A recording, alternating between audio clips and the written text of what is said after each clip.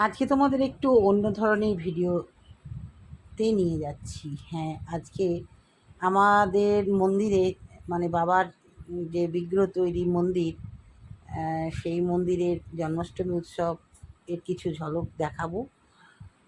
সাথে থাকো, দেখতে থাকো। নমস্কার, হবি ও সুলেখা ব্লগে প্রত্যেক দর্শককে স্বাগত। আজকে তোমাদের এই যে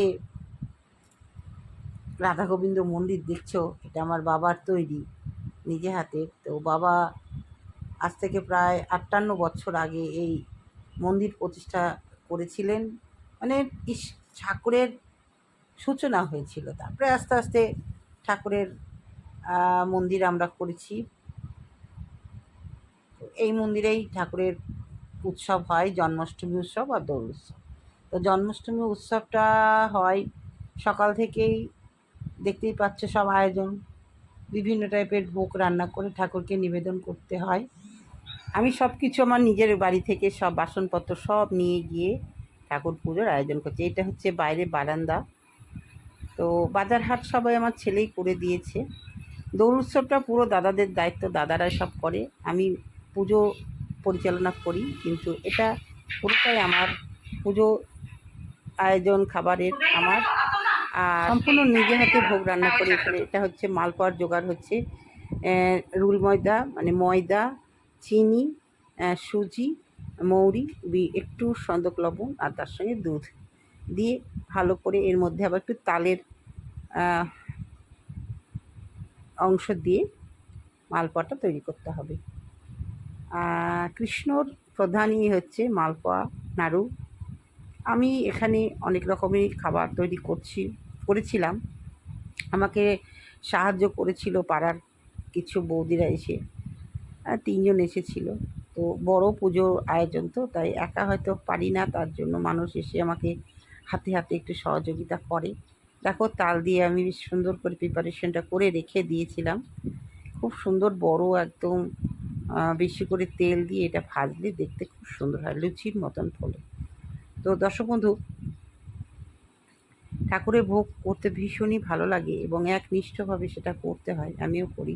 প্রথমে এসে ঠাকুরকে পরিষ্কার করে তাকে ঘি মধু দিয়ে স্নান করানো হয়। এই হচ্ছে লুচি চলছে, এই হাঁড়িটারে ১ হাঁড়ি লুচি করতে হবে। সব পাড়ার বৌদিরা এসেছে, তার জোগাড় হচ্ছে, আমার বৌমাও আছে জোগাড় করছে। আমি দেখো বসে ভাজছি বড়া, আর এতক্ষণ সবই করা হচ্ছিল, আগেই করছিলাম, তো সবই করা হচ্ছিল, আস্তে আস্তে জোগাড় হচ্ছিল।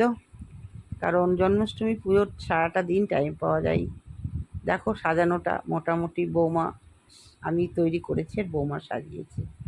সে বেচারা নতুন বিয়ে হয়েছে, তাও যতটা পেরেছে শাশুড়ি মার সঙ্গে হাতে হাতে করেছে, খুবই ভালো।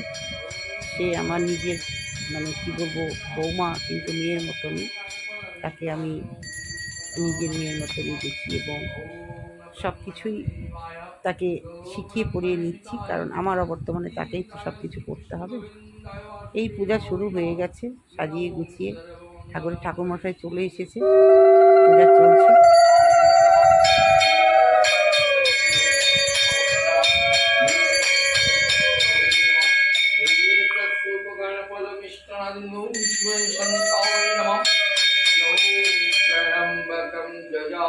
सुगन्धिं पुष्टिवर्धनम् उर्वारुकामीवन्दनद्विष्णुमृतम्। ॐ नमः शिवाय शङ्काय करो नक्तहितमिनिवेदाय चात आत्मगमगति परमेश्वराय नमः शिवाय शङ्काय।